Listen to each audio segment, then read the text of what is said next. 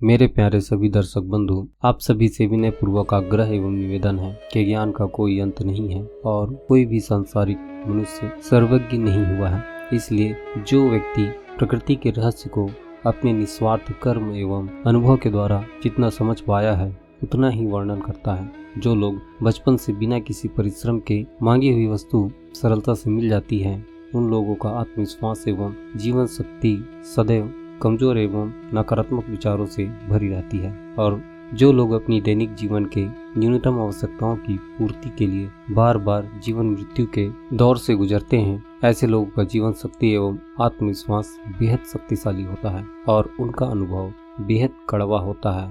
और इसी कड़वाहट से उनका संपूर्ण जीवन संघर्ष युक्त होते हुए भी जीवन का वास्तविक आनंद लेते हैं। एक ऐसा ही खट्टा मीठा अनुभव जिसने मेरा आत्मविश्वास बढ़ाया, समाज की और संसार को देखने की एक नई दृष्टि प्राप्त हुई। यह मेरा स्वयं का अनुभव है। इसे समझने के लिए बिना किसी मार्गदर्शन की मुझे 15 से अधिक वर्ष का समय लगा। इसके पश्चात ही कुछ समझ आया और 2-3 वर्ष के अतिरिक्त प्रयास करने के पश्चात इस गुप्त रहस्य के भेद के कुछ अंश को समझ पाने में सक्षम हो पाया। जब मैं यह सब बातें पहली बार YouTube एवं पुस्तकों के माध्यम से देखा एवं सुना तो मुझे यह सब बातें कोरी कल्पना लग रही थी, क्योंकि यह सब बातें मैं पहली बार ही सुन रहा था और जो बातें हम पहली बार सुनते हैं उस पर हमारा मन भरोसा नहीं करता। इसके पश्चात भी मेरे अंतर मन से हल्की सी आकर्षण के जैसा महसूस होता, जैसे कि यह सारी बातें पहले कभी सुनी है परंतु अभी वर्तमान में कुछ याद नहीं आ रहा। इस प्रकार धीरे धीरे ऐसी परिस्थिति बनती गई, समय व्यतीत होता गया और मेरी जिज्ञासा बढ़ती रही।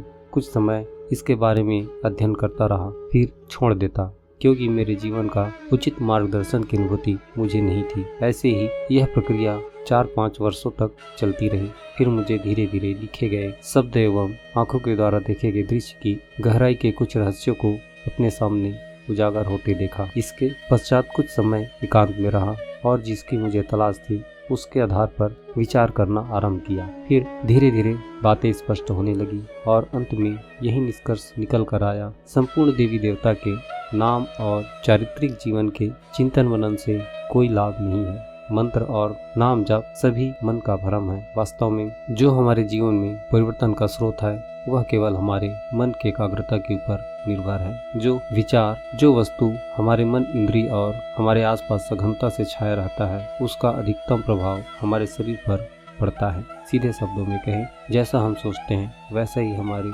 शरीर में परिवर्तन होने लगता है। यह प्रक्रिया बेहद धीमी और हमारी इच्छा के अनुरूप ही होती है, इसलिए जो परिवर्तन होता है उसे हम स्पष्ट रूप से समझ नहीं पाते।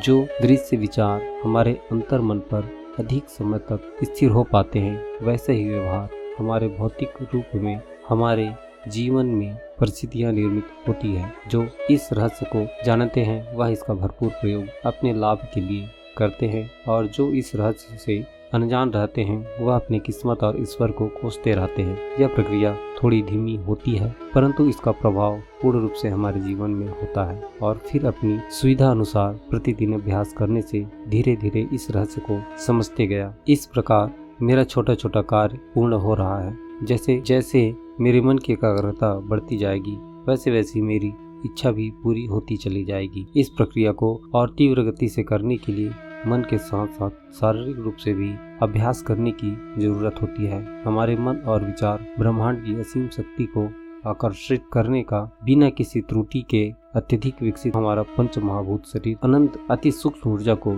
स्टोर करने का यंत्र है जो मस्तिष्क के बिना अधूरा है। इसलिए जो भौतिक रूप से दिखने वाला हमारा शरीर है वह द्वितीयक अंग है और दोनों के एक साथ कार्य करने से हमारी वह हर समस्या दूर होती है जो हमारे जीवन में जाने अनजाने हमारे सामने आ खड़ी होती है। इसका अनुभव प्रतिपल प्रतिक्षण प्रत्येक मनुष्य को होते रहता है परंतु इसकी जानकारी उन्हीं लोगों को होती है जिसने अपनी इंद्रियों को नियंत्रित करने की कला सीख ली है। इसके आधार पर इस रहस्य को मैं आप सबके सामने पूर्ण विश्वास के साथ कह रहा हूँ। यदि यह कार्य मेरे से पूरा हो रहा है तो आप भी ऐसा कर सकते हैं और आपके साथ ही यह पूर्ण रूप से होगा। बस आपको निरंतर अभ्यास करने की आवश्यकता है। सावधानी की बात करें तो कोई गलत विचार अपने मन में बार बार आ रहा है यदि आप सोचते हैं कि यह गलत विचार है, इसे मैं अपने मन से निकालना चाहता हूँ, और ऐसा ही बार बार सोचते हैं, तो हमारे मन मस्तिष्क में यही संदेश पहुँचेगी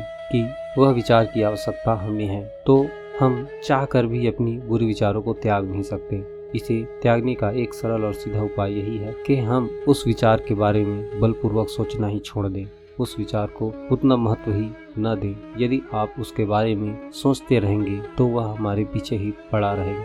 इसलिए अच्छा यही होगा कि विचार हमारे आमने सामने घूमता रहे, परंतु हमें किसी और जरूरी काम का बहाना बनाकर उस विचार के संबंधित कोई भी सकारात्मक कार्य न करें और न ही कोई प्रतिक्रिया देनी है। कुछ दिनों तक हमारे मन के विचारों के आसपास घूमता रहेगा,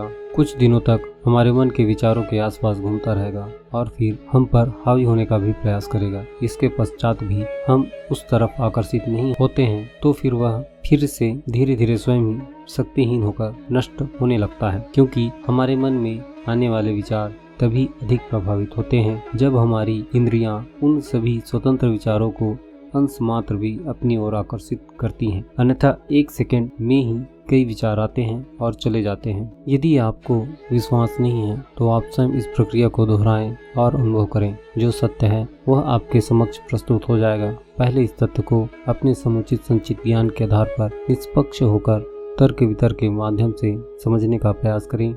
इसके पश्चात ही इसे स्वीकार करें। बिना परिश्रम के कोई भी सुख हमें प्राप्त नहीं हो सकता। यह बातें प्रत्येक मनुष्य को याद रखनी चाहिए। ऐसा करने से हमें इच्छित फल की प्राप्ति शीघ्रता से होगी। जानकारी अच्छी लगे तो लाइक करें, शेयर करें और हमारे चैनल को सब्सक्राइब करें। और यदि कुछ त्रुटि रह जाए तो हमें कमेंट करके अवश्य बताएं।